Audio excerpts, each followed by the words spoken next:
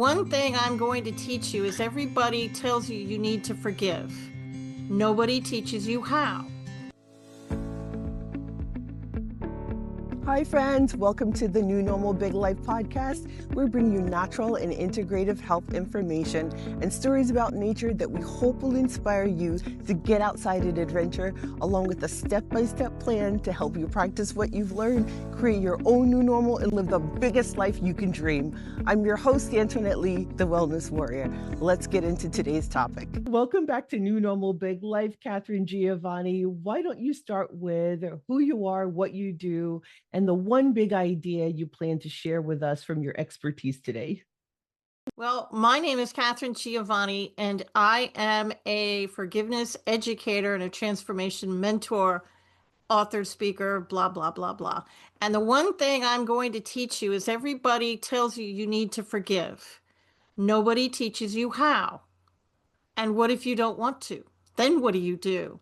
I actually teach you how. I love that so much. Today's episode is going to be dedicated to a loyal friend and listener, Ed. Ed's been listening for a while, and in our X Space community, we talked about the topic of forgiveness in your episode, and Ed had a question that we'll take later on. But Ed, thank you so much for being such a dedicated wellness warrior, and I hope this response helps you in your journey. So, for listeners who are not familiar with forgiveness and haven't listened to our episode, can you talk about what forgiveness is and in the context of personal growth and healing, and why do we need to forgive, or should we forgive? Well, let's first talk about the things that people are saying about forgiveness that are wrong, flat out wrong. First of all, if I forgive you, it doesn't mean I want a relationship with you. I probably don't, to be fair. If I forgive you, it doesn't mean all of a sudden we're buddies again and I want to go out for coffee and I want to rekindle the relationship. You're still a dumpster fire. You're still awful. You still have to make amends. You still don't deserve my forgiveness. That's not going to change. Well, if I forgive Catherine, it means that I'm admitting they were right and I was wrong. No, that's also wrong. Forgiveness, you do it for you. You're not doing it for them. It's never for them. You're doing it for you. The formal definition of forgiveness for means simply, I want you out of my head. That's it. I want to stop thinking about you. I want to stop dreaming about you. And if I go to a bakery and I smell an apple pie, I want to stop getting triggered by smells and things I see around. And the method and the system that I've created is to allow you to not only forgive, but to get rid of all those triggers so you can finally become the person you were always meant to be. Well, after our last episode, I did some forgiveness work with my parents. And I love my parents. I'm really grateful for the life they gave me. But, they were children during the Great Depression, living on farms. And they had a harsh life. And it had big consequences for them. If they messed up, dangerous things could happen, right? And Yeah. so they were hyper, I think, punitive with us, and withholding love and attention, and also today we call it spankings. Back then they call it beatings. And I'm right. I'm in the same, my parent, yeah, right there with you. it created this fear, and on one hand I loved my parents, but also I was afraid of them. Oh, we were all I was scared to death of them. Exactly. And so when I did the forgiveness work, what I immediately noticed is when I watched something that dealt with difficult family relationships, whether it's on television or in a video podcast that I was watching, I didn't cry anymore.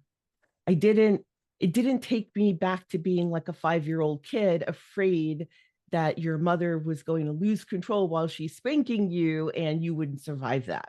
It That removed the was emotional charge. That's what it exactly. does. And it changes your perspective.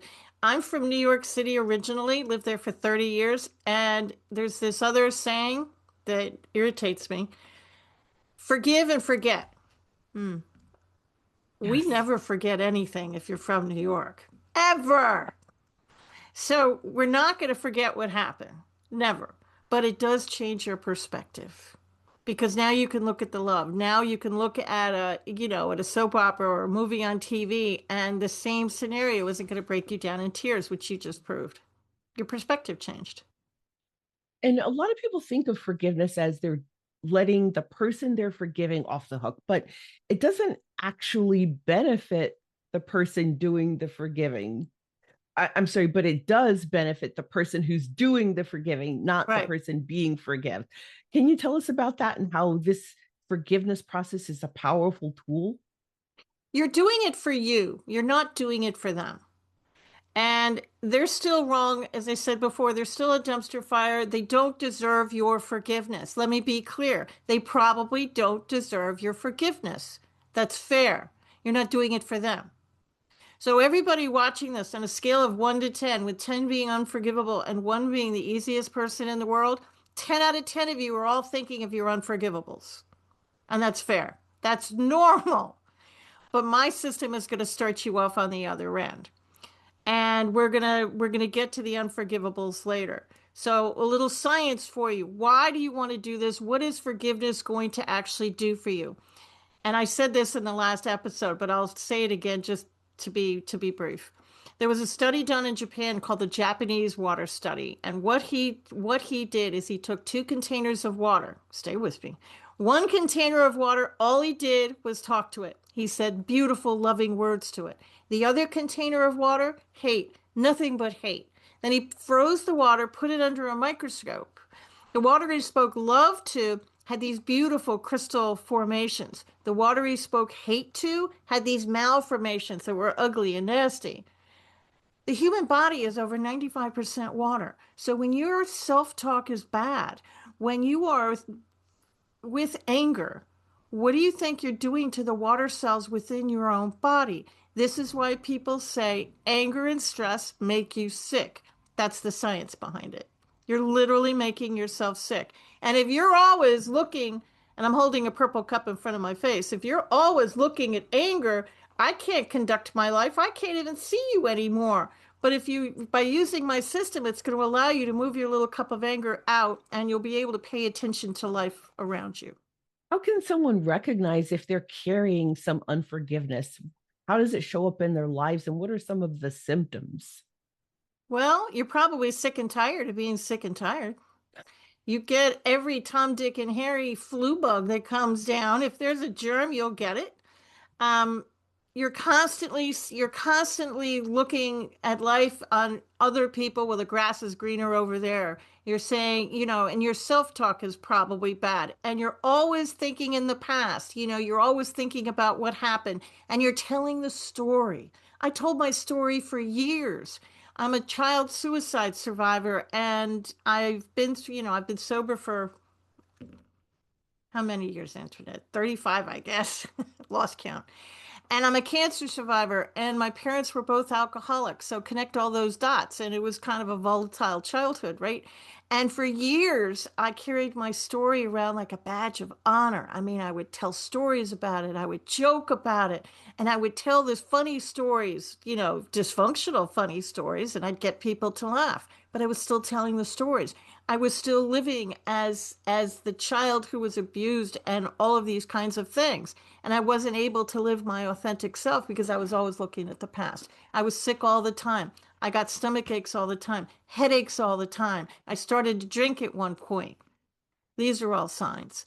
Now, why you're in the same job and you can't seem to get another job, or you keep dating the same guy over and over again? Why you keep dating that same kind of guy? You keep getting the same kind of boss at work. What's up with that?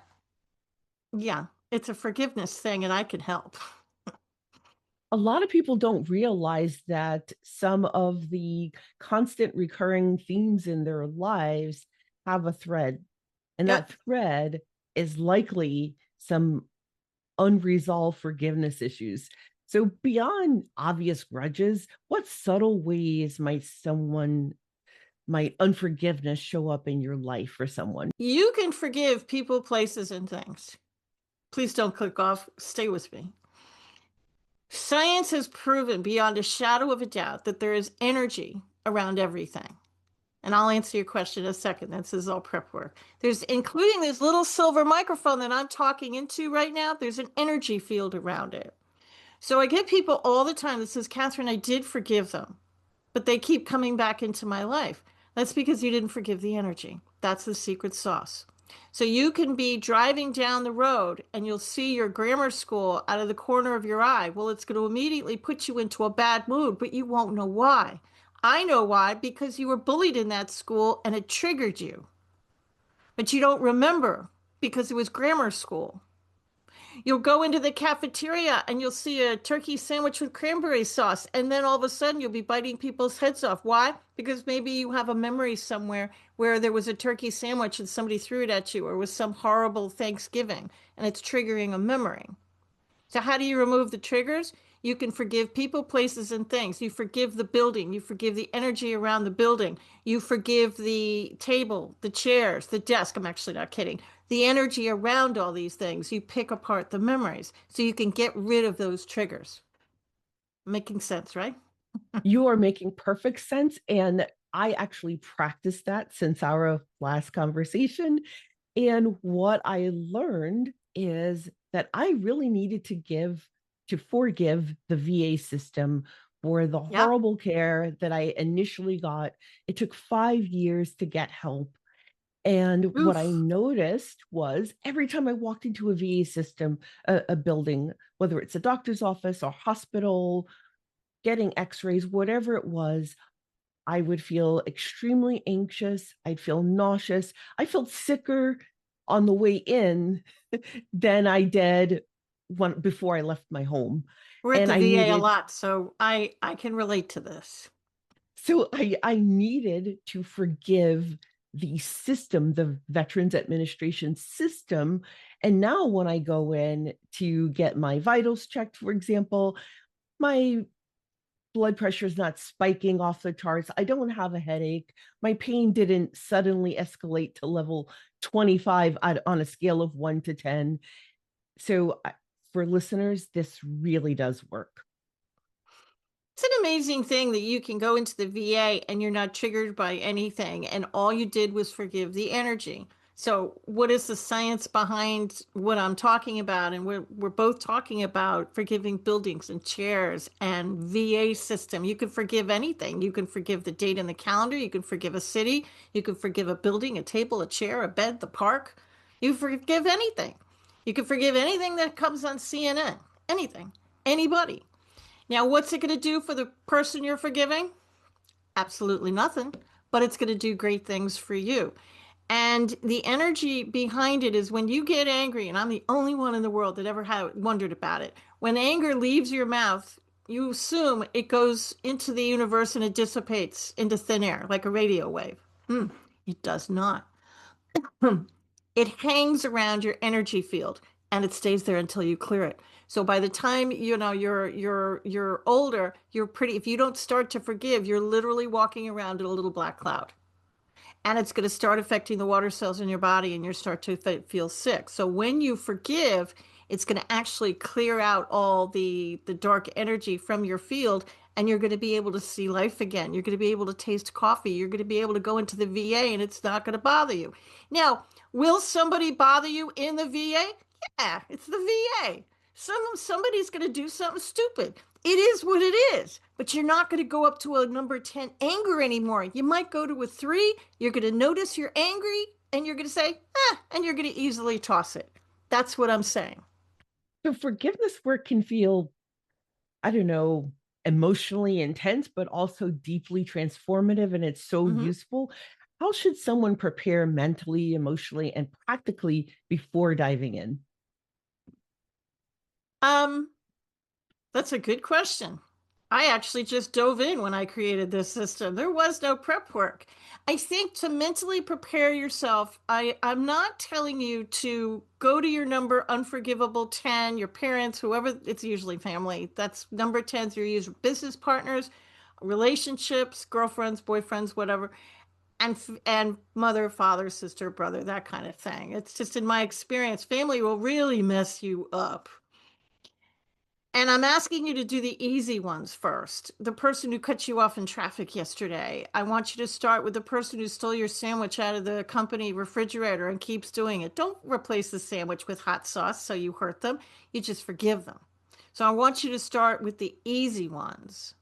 Mentally preparing yourself is I'm not asking you to go right to the dark side. I'm asking you to just be alone and be willing to forgive. And eventually, we're going to get to those people you always vowed you would never forgive. One of them might be yourself. We'll talk about that too. And I can go through the system real fast if you want me to. We'll get to that in a moment. I wanted to ask you, what are some beginner friendly tools or practices you can recommend to make this rewarding but difficult practice your own? Before you do the system, if you want to start warming up, and what I humans are humans. They're excuse my language, but they're gonna piss you off because that's what humans irritate other humans, right? So when I get irritated, I've been known to go out in my car and say, I forgive them, I forgive them, I forgive them, I forgive them, I forgive them. Do I mean any of them? Probably not in the moment, not even one. But it puts me into that forgiveness, gratitude type of thing. And then once I get it out, I think of the three things I'm most grateful for. Even if it's only because I have a hot cup of coffee next to me, I immediately think about the things I was grateful for. And then I put this person on my forgiveness list that you're going to do every night before bed. So that's if you haven't started the forgiveness practice, start waking up and thinking about the three things that you're most grateful for. Even if there's water running through the pipes in my house, it might be just that. Some days are like that. But write down either before bed or first thing in the morning the three things you're most grateful for. And then just get into this I'm forgiving for me. You're not forgiving for them. You're forgiving for you because you're the prisoner. Buddha had this wonderful quote that says, anger is like a poison that you drink and hope the other person dies. I'm going to drink the poison and I'm hoping you're going to kick. Well, they're not going to kick. And the thing about it is, the other person you're mad at is probably not thinking about you at all. You're sitting there eating a pint of Ben and Jerry's ice cream, you're crying and you're sitting in the fetal position in your cat in your on your couch, and they're out having fun, living their life. They don't care. You forgive for Yeah. you. You're not doing it for them. Not everybody's a self starter. Everyone won't be able to listen to this podcast or the previous episode and go through the steps and know exactly what to do and how to do it, but you've made it easy with an online class. Tell us about the Forgiveness Path class. The Forgiveness Path is an online class because I understand not everybody likes to read, and I do have an audiobook, but not everybody likes an audiobook either. So it's 10 lessons, and they all come to your email box, and there's 10 in a row. You'll get a video from me that's anywhere from 10 to 20 minutes long, teaching 10 different lessons, and you're going to get some copy from me, and you're going to get the appropriate chapter of the book, and if you don't want to read, the appropriate audio chapter of the book, and you do that for 10 days. Now, you don't have to do it 10 days in a row if you're busy. You can squirrel those emails away and do them at your own pace if you want to. I have a friend who took the class and he just couldn't do the unforgivable lesson. It took him 2 weeks to open that email, but he finally did open the email and he got his way through it. But it's me exactly like you see me now with the exact same background, teaching you step by step exactly how to do it. I love this. Let's talk about the first key list in your online class, the forgiveness list for others. What is Okay. that? Yeah, in the class, you're going to make 3 lists. Now, when you do this practice, I want you to find a quiet place in your house or outside. I really don't care. I really don't want any other humans around you. You can have the animals if they're going to be good, but I want you to have uninterrupted time. I also would prefer it if your cell phone was off. I know you're twitching, and I apologize, but if you're twitching at the phone of turning your phone off, turn the volume off just for a moment. Just remember to turn it back on again so you don't miss things. Then I want you to sit down with a pad of paper and a pen, and I want you to write down, or your laptop, I don't care. I want you to write down all the people you think you have to forgive. All of them. Now, the first 3 to 5 names are going to be the number 10s, the unforgivables on the scale of 1 to 10, with 10 being unforgivable. Those 10s, those are going to be first. And then you're going to do the ones that are kind of still irking you. But keep going. Go all the way back to the sandbox in grammar school. Don't judge the list. If you write down a little red wagon and it just comes right out of your onto the paper, keep it there. Keep it there. Your brain is coming up with things that you might not remember. So, and I want you to keep going until you think you've finished. My first list had 50 people on it. Overachiever here. Then I want you to rate all these people from 1 to 10, 10 being horrific. Now you could have 20 number sevens. I don't care. You could skip a number. I don't care. As long as you group them as good, better, best type of thing, right? Small, medium, large. Then I want you to do this before bed. And there's a reason why your body heals itself when you're sleeping. And I don't need you to get energy sickness because remember those water cells, the water cells have to go somewhere. And when I first did this practice, I tried to do all 50 in a row, all in one sitting. And I thought, I'm going to be like a phoenix rising from the ashes. I'm going to wake up tomorrow morning and I'm going to be a brand new person. Yeah, didn't work out that way. Spent the next 3 days in bed with what everybody thought was a stomach flu. It was not the stomach flu. It was something we call energy sickness. And so your body heals itself when you're sleeping. So I don't really want you to do more than 10 a night. And if you're doing a very high number, 1 a night. And what I want you to do is I want you to take the first one. Let's say I'll take my own. It was a friend of mine from high school. And that was decades ago. And I couldn't even remember what we were mad at. So I looked at the name and I imagined in my mind's eye that she was standing in front of me. Not the adult, the kid from high school. That's who was standing in front of me. The original kid. And this is your time to get closure. Maybe the person has passed away and you never got closure. Now's your time because you're alone in a room. This is your party. You could scream, cry, dance. I don't care what you do. Say whatever it is you want to say, things that you've always wanted to say. Get it all out. Then when you're done, put your hand in your heart just to remind you to say the words from your heart and say, I completely forgive Antoinette. I forgive the energy around Antoinette. I completely forgive myself. I forgive the energy around myself. I completely forgive the energy around the entire relationship. And so it is. Amen. However you want to end it. Now check in with your body. Was it a number 1 and now it's gone? Feel better? Okay, cross the person off the list, go to the next person. Was it a number 4 and you're still mad? Okay, cross the number off. Is it a number 3 now or is it still a 4? Doesn't matter if it's a 3. Okay, write 3, wait 24 hours, do it again. And this happened to a friend of mine. I told you this one already. But she was sitting right in front of me. We were right together. She's a really close friend of mine. And she said, there's a level 5. And she said, this is going to be easy. I'll be able to toss this was something from her childhood. And she made that first pass, only said that one prayer, and you could see the anger bubble up under her skin. And I looked at her and I said, what's wrong? She said, it's a 10. I'm furious, she said. That's because your brain protects you. And there's a closet in the back of your brain. And she said the magic words. And all of a sudden, memories came pouring out. So she changed it from a 5 to a 10, put it at the end of the list, and we kept going. This is a really, really powerful, powerful exercise. Very good for people with PTSD as well, because you're gonna be able to pick apart some of those memories. And I'm the only one on the planet that's ever gonna look at you and say this. Possibly. You don't have to forgive the unforgivable. You don't. So how do you Why? manage that? Well, there's a lot of people, places, and things that you can forgive before you even get to that dumpster fire. So what are clear signs that you need to add a person, a place, or a thing to your forgiveness list for others? If there's an emotional charge there, you need to add it.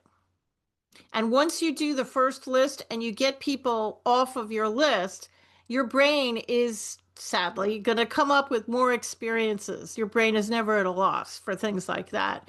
And as these things come to you, write it down in the notes, send yourself an email, write it down. Whatever you think has a forgiveness charge. I want you to trust your intuition, that little bird on your shoulder, your gut feeling. And when you're writing your list, write it from your gut.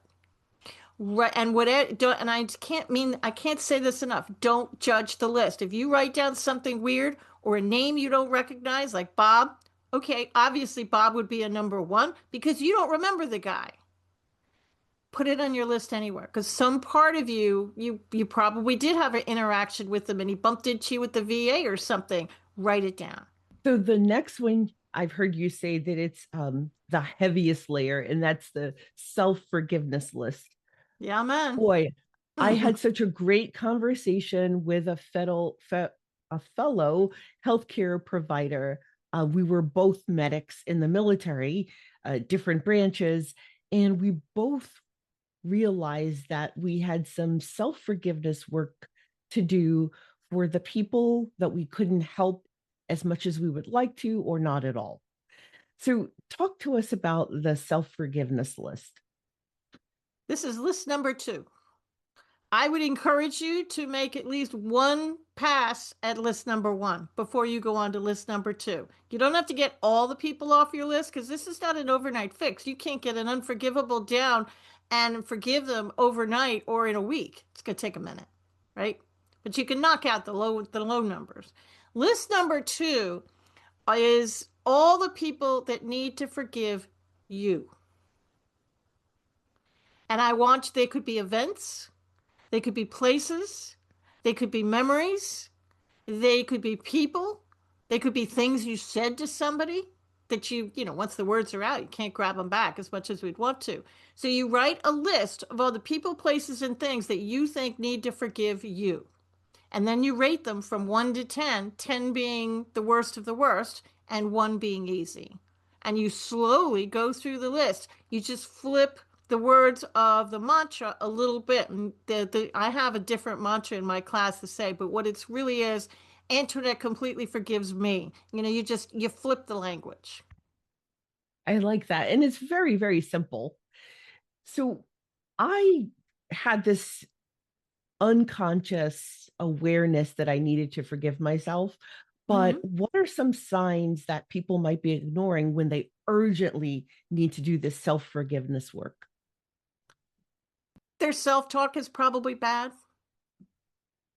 They're probably using a lot of negative spin, oh, well, I'm nobody. I'm just a loser. I'd be better off dead. It's these kinds of, and you know what I'm talking about. We all know these kinds of people. And if everybody is looking at you saying your self-talk is horrible, it could be you have to forgive other people, but there's also a really, really legitimate chance that there's something in your past that you are beating yourself up for, and that's why you want to leave the planet.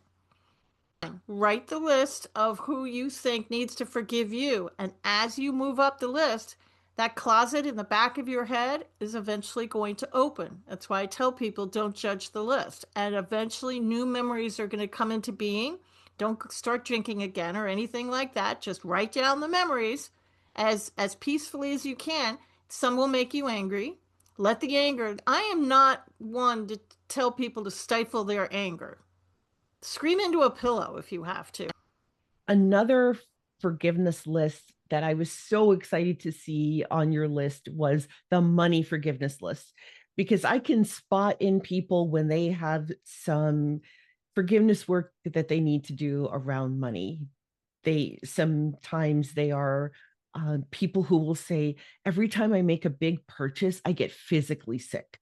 Or Yep. people who shop and shop and shop, retail therapy, those people. Talk to us about this list. Money is a funny thing and it does really weird things to people. And everybody says money corrupts, and it actually doesn't. It just brings out the person you always. If you're used to chaos and you are used to living in survival mode, your body thinks that's your normal, your new normal, shall we say. and it's used to chaos, it's used to survival. So the minute you try and move out of that particular normal and you try to get more money and you get, your body is going to look at you and go, no, that doesn't feel good. So it's going to bring you back to your set point. So how do you get your body to shut up and allow you to win the lottery and get a better life for yourself? Well, you forgive it. Money is simply energy. That's all it is. It's energy. And you can forgive energy. So you write down a list of all the money things.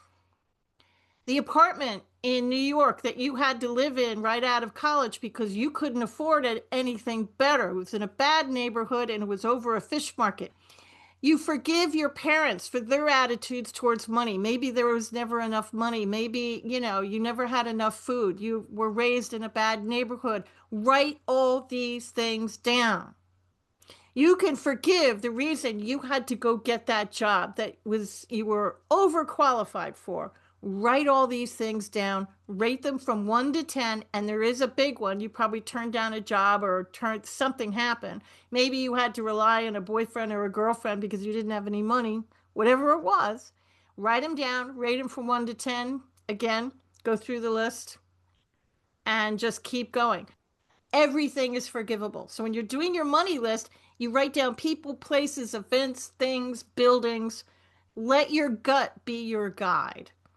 Sit very quietly, and I'm not going to tell you to meditate because not everybody can. But what I really want everybody to do before any of these 3 lists is before you write your list, I just want you to sit in a quiet room and just with nothing, no music, just sit there quietly and just be. And if your mind goes to the grocery list and the 10,000 things you need to do, that's fine. Just squash it immediately and just sit and be for a minute. Then I want you to ask the universe to provide you with the information you need to do the exercise and then write the list. I usually ask the angels to help me because I am who I am. But if you don't believe in angels, then ask your higher power. And if you don't believe in a higher power, then just ask your gut. Before we cover the next topic in this episode, I want to introduce you to the adventure sports lifestyle with what I call a microstory about an adventure that I've had. The adventure sports lifestyle and my deep connection to nature is essential to my good health. So here's the story.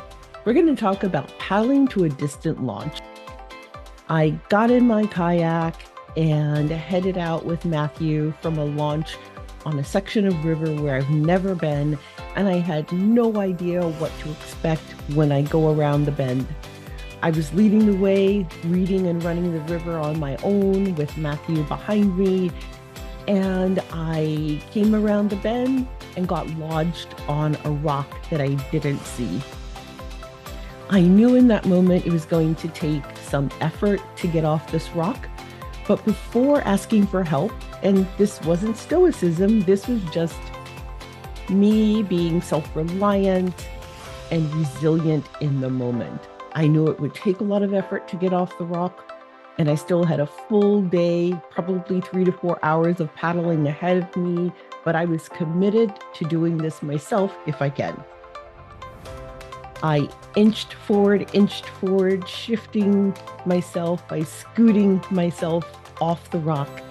At first, it felt like I wasn't moving at all, and then suddenly I was heading downriver, being taken with the current. I did that. In that moment, I realized that this was a teachable opportunity for myself to think back on this day and remember how when I chose resilience, when I chose self-reliance, I was able to do a difficult thing on my own. And it took effort, but also a belief that it was possible that I could do this. And even if I needed to bail and use my whistle to call Matt over for help because he was far away from me, I knew that lifeline was there. So I knew I had community that could reach in and help me. But I felt really good that in a scary time, in a time that took effort and resilience, I was able to power through on my own. I hope this inspires you to get outside and adventure for the health and social benefits of it all. Now, back to today's topic with Katharine Giovanni. So let's go back to Ed's question. I'm going to paraphrase it for him. So Ed's question is, what steps can he take to forgive parents that, although they raised him well, their methods were very brutal and harsh and even violent in their disciplinary style? How can I forgive those parents is Ed's question. The same way I forgave my father for very similar reasons. It's going to take you a while.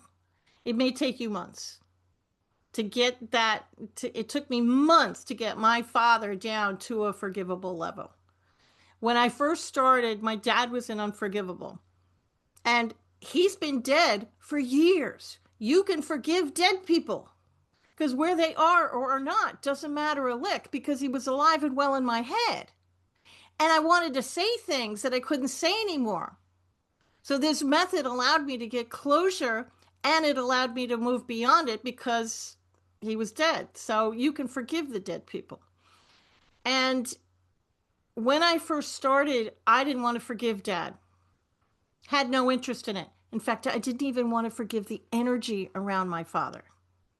That's how sensitive it was. So I took a memory and I picked it apart. I took one Christmas that was particularly awful, and I picked apart the memory. I forgave the house that we were living in the time and the energy around the house. Now, remember, I haven't forgiven dad yet, and I haven't forgiven the energy. I'm picking apart the memory. Now, check in with your body. Is it still a 10? It probably will be. Okay, wait 24 hours, pick another memory, do it again. It took me about 5 to 10 memories before I was finally willing to make my first pass at my father. Remember, this is over a course of, nights in a row, because I don't want you to get energy sickness. So it's like one night, one night, one night. And I finally decided, okay, I think I'm ready to forgive the energy around my father, not my dad. I forgave just the energy. I didn't forgive dad. I just forgave the energy around his body. And then that 10 kind of went to a 9.5. And I thought, okay, the needle moved just a little bit. And I continued doing it. And eventually I was able to actually make my first pass at him. No, he didn't deserve it. No, he wasn't a great man in life. I did it for me. I did it so I would be free. And then I got all the way down to a 1, and I forgave him. So I realized that there were probably things I said to him that were probably horrific. And that's how I came up with that second list. So I made a list of all the things I could remember about me saying, when you're in the heat of anger and you're a teenager, you say things that probably are really hurtful. So I wrote them all down, all the ones I could remember. And I started going up the other way. So I forgave dad from a 10 to a 1, and then I went on 1 and I went the other way so he would forgive me. And I know this sounds very strange because he's dead, but today our relationship is actually pretty good. I can look at pictures and I have absolutely zero emotional residue from it. And let me be perfectly clear. If it's something like a rape, for example, it's going to be very hard for you to forgive the rapist, if you ever can. I was attacked in college. Have I ever forgiven the person who attacked me? Eventually I did, but it took years. And I've been doing this forgiveness stuff a long time, but I forgave every part of the memory, and it took the pressure off. And eventually, after a while, I was able to actually forgive the attacker too. And if I had never been able to forgive the attacker, that would have been fine. You don't have to forgive the unforgivable. There are things in this world that are completely unforgivable, but you're not one of them. You can forgive yourself. Thank you for your vulnerability, Katharine. I'm so sorry that you went through that, and I'm glad you found some tools that help. This has been such an insightful conversation. I hope the listeners will jump in and do this work, even if you don't think that you have anything that you need to forgive or anyone that needs to forgive you. I would say go through it. go through the exercise, because I am 100% sure you will find some forgiveness work that can help your life. What more would you like to leave listeners with? If you are one of the people listening to this and saying, I'm good, I have nobody to forgive, I'm good, I want you to do me a favor. For the next 3 to 4 nights before you go to bed, I want you to say the following words. I completely forgive myself for the fact that I have nobody to forgive and the energy around that thought. And by the 3rd or 4th night, maybe sooner, your brain is going to open up a closet and you're going to start to remember little things. It could be from childhood. It could be the bully from 10th grade. It could be anything. Start writing a list. You can keep a pad of paper or your phone by your bed and start writing down the names. And then you can begin your forgiveness journey. Wellness Warriors, you'll find links to Katharine's course and all of her socials and other ways to connect with her in the show description. But Katharine, would you just tell us how we can reach you? You can reach me via my website at katharinegiovanni.com. Thank you so much for this conversation. Quick heads up, Wellness Warriors. I don't let just anyone into this mic time. The only sponsors I ever bring on are products that I plan to use, personally use, swear by, and that have legitimately moved the needle on my health and my family's.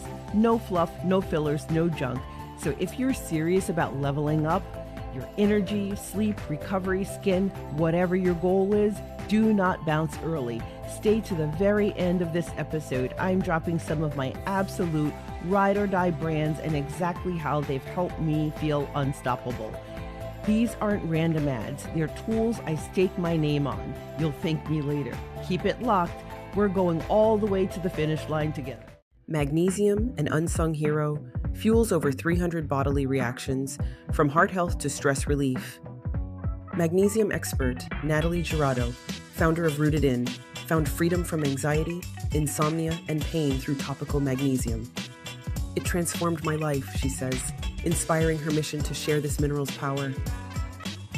Cardiologist Dr. Jack Wolfson calls magnesium essential for heart health, helping regulate rhythms, blood sugar, and reduce inflammation.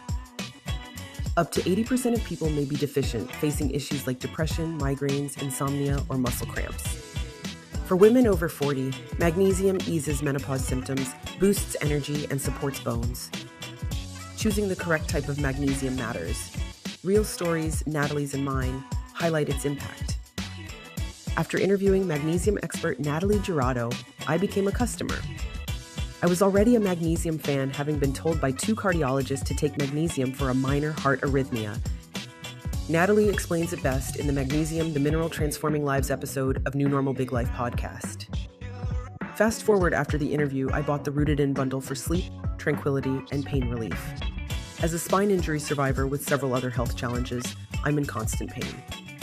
However, I don't take any pain medication. Rooted In is now one more source that nature provided to give our bodies what it needs when it needs it. You can find magnesium in natural bodies of water like lakes and rivers and in soil.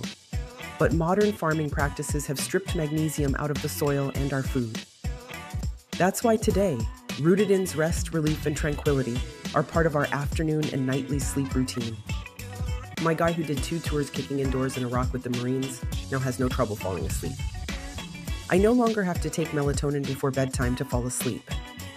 So after I became a customer and saw how well these products worked, I applied to become an affiliate. I've been sharing the secrets of Rooted In with friends and family from age 38 to 68, and everyone has gotten amazing results within minutes of applying the cream. Do something naturally good for yourself. Get Rooted In. Click my affiliate link in the episode description to shop now. When you're planning an adventure camping, rafting, RVing, or mountaineering, you'll need quality food with sufficient vitamins, minerals, and nutrients to fuel your adventure. My partner, Ready Hour, is here to help you ahead of time. Ready Hour has a long history of providing calorie-rich, reliable, and delicious nourishment for life's unexpected situations and adventures. They're part of a family of companies that have served millions of people like you for decades. My family and I use Ready Hour products for camping, mountaineering, and disaster preparedness for 5 years now.